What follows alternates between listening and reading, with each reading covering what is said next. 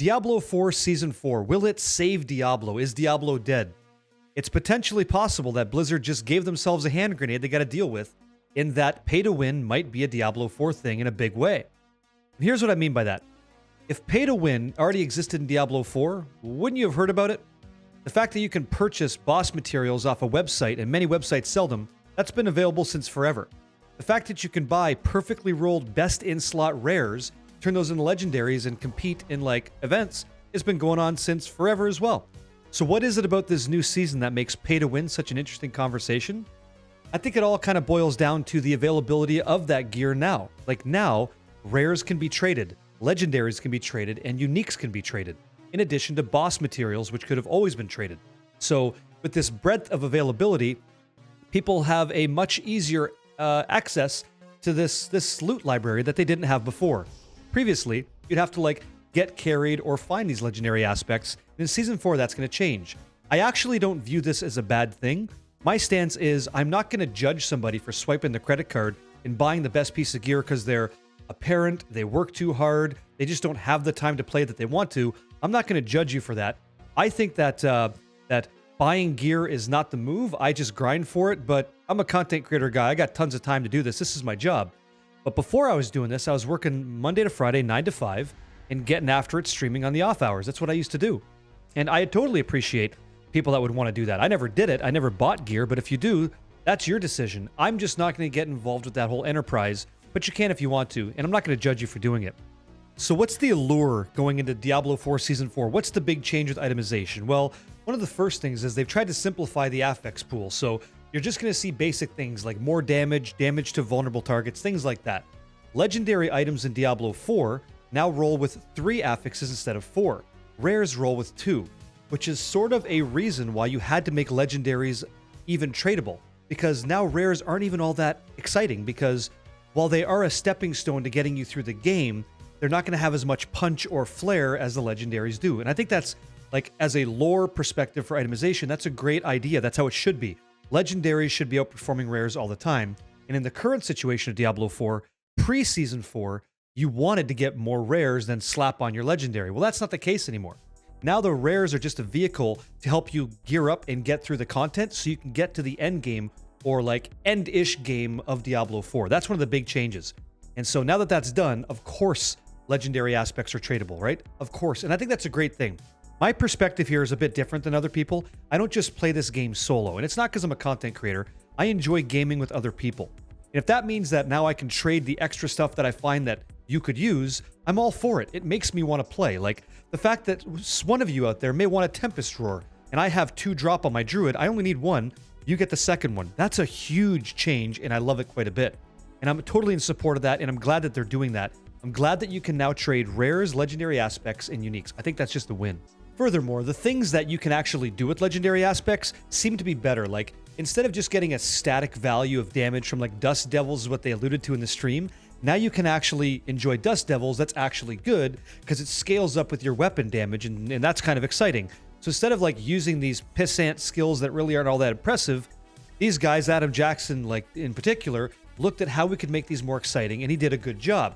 So now it scales off your weapon, and it actually is interesting to use. So instead of, as an example, swinging your double strike on a barb to get Dust Devils, now the first strike gives you a NATO, and the second strike gives you 3, so you're spawning like 4.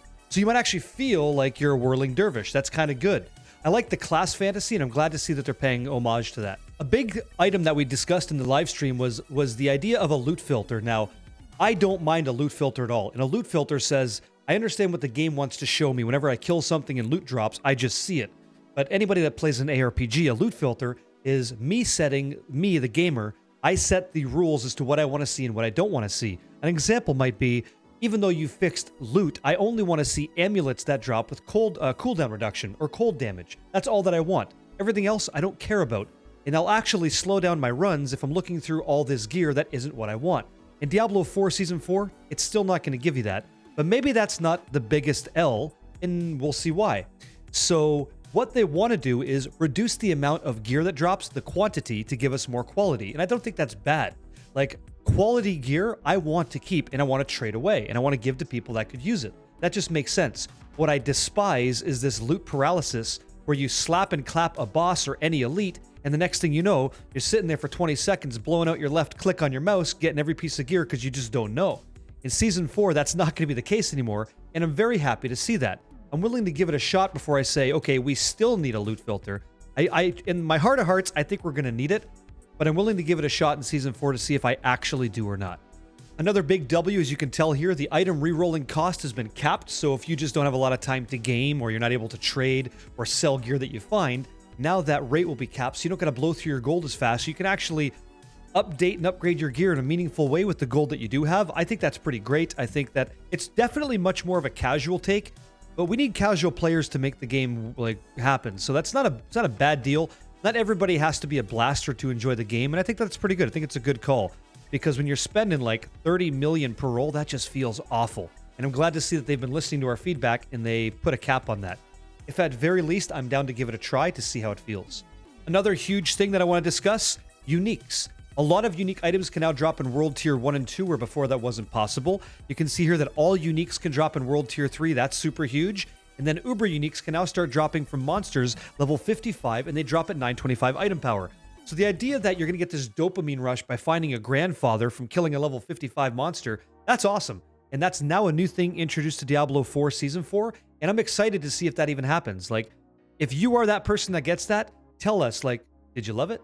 Do you think that's going to make the journey of dopamine kick even better? I'm not so sure, but maybe it will.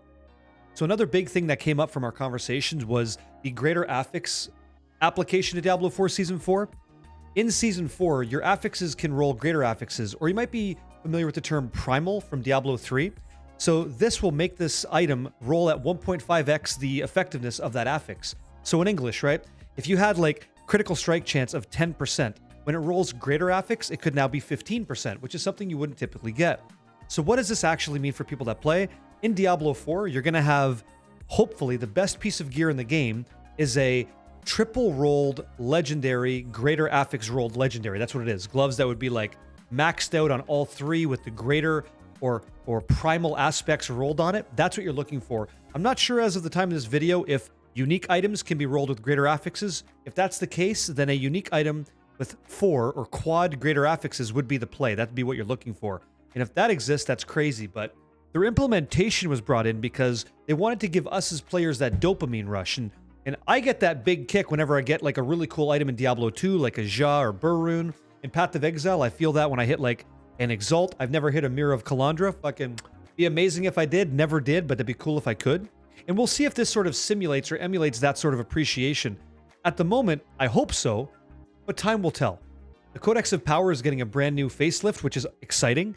You can break down any legendary aspect that you want to appreciate its true power, but not just on the character that you have, but every other alt. And so if you find like a perfectly rolled accelerating aspect, we'll say, and it's 30%, you extract that by salvaging it. Now it's in your Codex of Power forever. Like you have it when the season ends, it goes to your Eternal Realm, I'm going to imagine, and then in seasonal it all resets. But for the entire duration of that season, your main character can use it, as can any alt.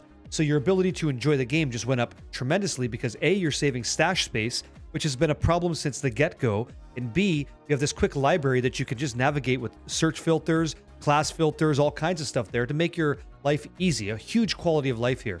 The Codex of Power system should have been this way off launch.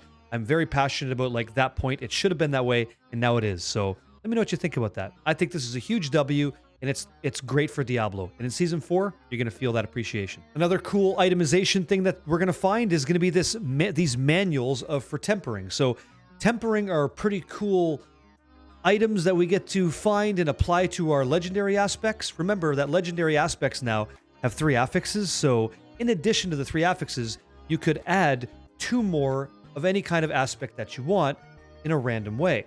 When you temper a legendary aspect, you get to apply 2 first at no charge to the item. There's no depreciation to it. And then after that, if you want to try to re-roll one of them on the piece of gear that you have, you've got 5 attempts to do so. So in that subsection of abilities you have access to, if you happen to hit the ones that you want, congratulations. I suppose you're re-rolling it again now to see if you can hit a higher percent. And if you don't, you brick the item. And bricking is kind of like a term suggesting it is what it is and you can't change it, right? You've just used up all 5. Should it be higher? I'm not sure. Using the PTR, we're going to get a chance to give this system a go. And maybe we want more, maybe you want less, maybe it varies, who knows? but the tempering system is like a new crafting way to enjoy itemization. I think it's kind of good. And in this example here, you can see what the item starts off as, this Choker of Ancestral Charge, and later on you'll see what you can turn it into, which is kind of cool. This doesn't exist in Diablo. We need something like this. It's pretty great, and I'm happy to see it being applied. The Masterwork system is one of the final upgrades to the itemization suite or system in Diablo 4, and kind of here's what happens. So you have 12 ranks of masterworking that you get to do, and the material required for masterworking comes from a new area called the Pit. So you can appreciate the Pit. The further down in the Pit you go, the better the rewards get, the more interesting the fights become, and so on and so forth. And so while you're running the Pit, according to what they're telling us, every 4th rank of masterworking will greatly enhance one of the affixes on the piece of gear. And because it goes up to rank 12, rank 4, 8, and 12 are pretty important to see how they're amplifying that gear that you have. And that's basically masterworking.